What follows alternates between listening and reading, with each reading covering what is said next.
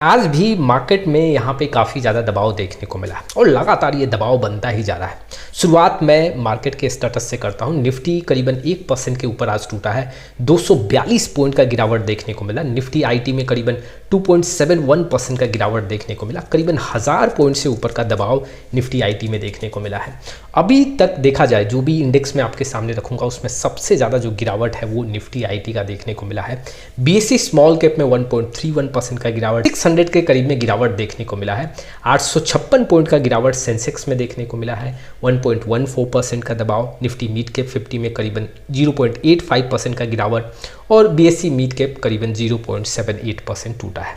कुछ ऐसे स्टॉक्स जो मार्केट में आज दबाव बनाए हैं, जैसे कि विप्रो आज करीबन 3.69% टूट गया। एचसीएल टेक भी करीबन 3.3% टूटा। टीसीएस में 2.92, इन्फोसिस 2.80 और भारतीय एयरटेल 2.32% टूटा है। देखो, अगर आप देखोगे तो आज निफ्टी आईटी में करीबन 3% के आसपास का गिरावट देखने को मिला और इसीलिए सबसे ज़्यादा जो यहाँ पे दबाव बनाए हैं वो आईटी के स्टॉक्स हैं, जैसे कि विप्रो, एचसीएल टेक, टीसीएस और इन्फोसिस। कुछ ऐसे स्टॉक्स जो मार्केट को हेल्प किए, एमएनएम करीबन 1.49% पॉजिटिव रहा। डॉक्टर रेड्डी लैब्स करीबन 1.1%, आइसर मोटर्स 0.97, हीरो मोटोकॉर्प में 0.84 और कोटक महिंद्रा करीबन 0.67% यहाँ पे पॉजिटिव में बंद हुआ। अब गिरावट किन कारणों से देखने को मिला है, मैं लगातार आपके सामने डेटा रख रहा हूँ। देखो, फरवरी में अभी तक जो एफआईआई के साइड से सेलिंग हुआ है करीबन 23 से 25 हज़ार करोड़ का अभी नेट बिकवाली एफआईआई के साइड से देखने को मिल चुका है। जनवरी में जो आंकड़ा था वो करीबन 80 से 85 हज़ार करोड़ का ये आंकड़ा था एफआईआई के साइड से बिकवाली का। और ये लगातार अगर आप देखोगे तो 2024 सितंबर और अक्टूबर से एफआईआई के साइड से बिकवाली यहाँ पे आपको देखने को मिल रहा है और बहुत बड़े आंकड़ों के साथ यहाँ पे बिकवाली देखने को, ये मार्केट में काफ़ी ज़्यादा दबाव बना रहा है। देखो, एक स्थिति ये भी निकल के आ रहा है कि जब तक जो इंडियन करेंसी है वो कमज़ोर होता जाएगा अगेंस्ट यूएस करेंसी, तो यहाँ पे एफआईआई के साइड से बिकवाली काफ़ी ज़्यादा देखने को मिलेगा। दूसरा जो पॉइंट मैं आपके सामने रखूँगा, अभी तक जो कंपनियों का रिजल्ट आया है उसमें से देखा जाए तो अधिकतर ऐसे कंपनी है जिनका परफॉर्मेंस काफ़ी कमज़ोर देखने को मिला है लास्ट 2 क्वार्टर से। जी हाँ, ऐसे कंपनियों का जो परफॉर्मेंस है वो कमज़ोर होता हुआ देखने को मिल रहा है और ये भी मार्केट के लिए एक नेगेटिव पॉइंट है। तीसरे पॉइंट की बात करूँ तो देखो, अगर यूएस में अगर हम देखें तो वहाँ भी इन्फ्लेशन रेट बढ़ रहा है।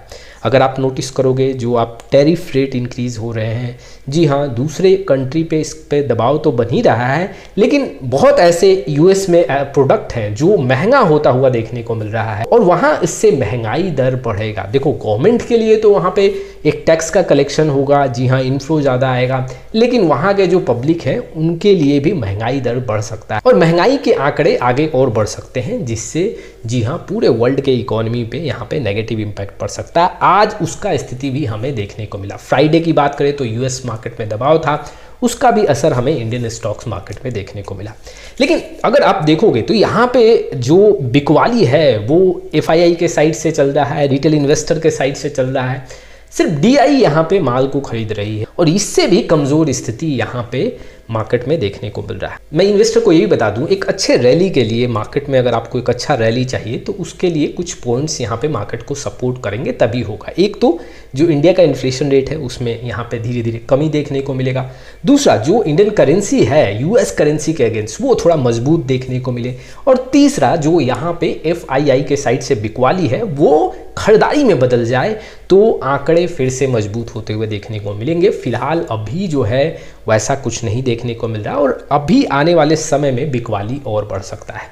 स्मॉल कैप हो, मिड कैप हो, हर जगह आज बिकवाली ही देखने को मिले। लेकिन इन्वेस्टर को यहाँ पे पैनिक सिचुएशन में नहीं आना चाहिए, क्योंकि देखो, मैं बार बार इन्वेस्टर के सामने ये तथ्य रखता हूँ कि आपको तैयारी करके रखना है। मार्केट में गिरावट कुछ और होगा तो ऐसा नहीं कि डर के आपको मार्केट से भाग जाना है। तैयार रहो, कुछ भी हो सकता है। मार्केट अगर 10% ऊपर जाए, मार्केट 10% नीचे जाए, इन सारे पॉइंट को आप यहाँ पे एनालिसिस करके और उसके लिए तैयारी करके रखो। नीचे जाएगा तो हम कुछ लमसम करेंगे, ऊपर जाएगा तो ओवरऑल आपके पोर्टफोलियो में गेन देखने को मिलेगा ही मिलेगा। चलिए, अब एक और मैं इन्फॉर्मेशन इन्वेस्टर के सामने साझा करना चाहता हूँ। 2024 और 25 का आंकड़ा देखूँ तो large cap, mid cap, small cap, other जो मार्केट कैप एलोकेशन है, अदर जो कैटेगरी है, उनका परफॉर्मेंस कैसा रहा है, क्या वो बेंचमार्क को बीट कर रहे हैं, सबसे ज़्यादा कैसे कैटेगरी के म्यूचुअल फंड में यहाँ पे हमें देखने को मिल रहा है कि बेंचमार्क और कैटेगरी एवरेज के रिटर्न को बीट कर रहे हैं। देखो मैं आपके सामने आंकड़े रख रहा हूँ। लार्ज के फंड्स की बात करूँ तो करीबन टोटल 32 फंड में से यहाँ पे कोई भी ऐसा फंड नहीं है जो कैटेगरी एवरेज और बेंचमार्क को बीट कर रहा हो। प्रदर्शन नहीं है, लेकिन आंकड़े जो है वो कमज़ोर देखने को मिल रहे हैं। स्पेशली अगर मैं यहाँ पे सितंबर से लेके अब तक का आंकड़ा देखूँ तो और भी कमज़ोर है।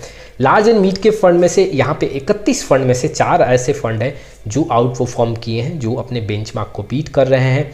और यहाँ पे मल्टी कैप फंड की बात करूँ तो मल्टी कैप फंड में से 29 फंड में से 3 ऐसे फंड हैं जो यहाँ पे बेंचमार्क को बीट कर रहे हैं। अगर परसेंटेज वाइज देखें कि कितना यहाँ पे परसेंटेज देखने को मिल रहा है तो करीबन यहाँ पे 10 से 11% देखने को मिल रहा है। फ्लैक्सी कैप फंड की बात करूँ 39 फंड में से 9 फंड ने यहाँ पे अपने बेंचमार्क को बीट किया है और 23% का ये आंकड़ा देखने को मिल रहा है। मिड के फंड्स की बात करूँ तो यहाँ पे जो है ये आंकड़ा 29 में से 5 फंड का है, 17 से 18% का है। स्मॉल के फंड्स की बात करूँ तो 29 में से यहाँ पे 25 फंड हैं, यहाँ पे 86% का ये आंकड़ा देखने को मिल रहा है। इट मीन्स कि अभी तक जो आंकड़े हैं उसमें सबसे ज़्यादा जो फंड्स का परफॉर्मेंस स्ट्रांग है वो स्मॉल के फंड्स का है। बेंचमार्क को जो बीट कर रहे हैं उनका जो परसेंटेज है वो 86% का है। फोकस्ड फंड की बात करूं तो यहाँ पे 28 फंड में से 8 ऐसे फंड्स हैं जो अपने बेंचमार्क को बीट कर रहे हैं। तो ये परसेंटेज जो निकल के आ रहा है वो 28 से 29 है। यहाँ पे अगर आप देखोगे तो value Contra dividend yield funds का भी यहाँ पे 33 फंड में से 9 ऐसे फंड्स हैं जो बेंचमार्क को बीट कर रहे हैं। 27% का यहाँ पे आंकड़ा निकल के आ रहा है। ELSS का आंकड़ा अगर आप देखोगे तो 41 म्यूचुअल फंड में से 13 ऐसे म्यूचुअल फंड हैं जो अपने बेंचमार्क को बीट कर रहे हैं। 31 से 32% का यहाँ पे परसेंटेज देखने को मिल रहा है। कुल मिला के स्मॉल कैप यहाँ पे सबसे आगे निकल के आया है। स्मॉल कैप में जो आंकड़े हैं वो सबसे मजबूत देखने को मिले हैं। सबसे ज़्यादा जो फंड्स हैं वो स्मॉल कैप कैटेगरी के अंदर अपने बेंचमार्क को बीट कर रहे हैं। दूसरे नंबर पे मैं अगर आंकड़ा देखूं तो यही ELSS कैटेगरी का आंकड़ा देखने को मिल रहा है। और अगर मैं तीसरे नंबर पे बात करूं तो यहाँ पे अगर आप देखोगे तो value Contra dividend yield funds का भी आंकड़ा मजबूत देखने को मिल रहा है। सबसे जो कमज़ोर यहाँ पे रहा है, जी हाँ, लार्ज के फंड्स। दूसरे नंबर पे बात करें तो मल्टी कैप फंड्स का भी परफॉर्मेंस काफ़ी डाउन देखने को मिला है। आप में से बहुत ऐसे इन्वेस्टर मेरे से ये भी पूछते हैं क्या हम मल्टी कैप को यहाँ पे चेंज करें, मल्टी कैप फंड्स का परफॉर्मेंस काफ़ी अच्छा नहीं देखने को मिल रहा, रिटर्न कम दिख रहा है। तो आपको इस आंकड़ों से समझना पड़ेगा कि मल्टी कैप कैटेगरी में पैसा ही नहीं बना है और इसके चलते बहुत ऐसे फंड्स हैं जो यहाँ पे अपने बेंचमार्क को बीट नहीं कर पाए हैं।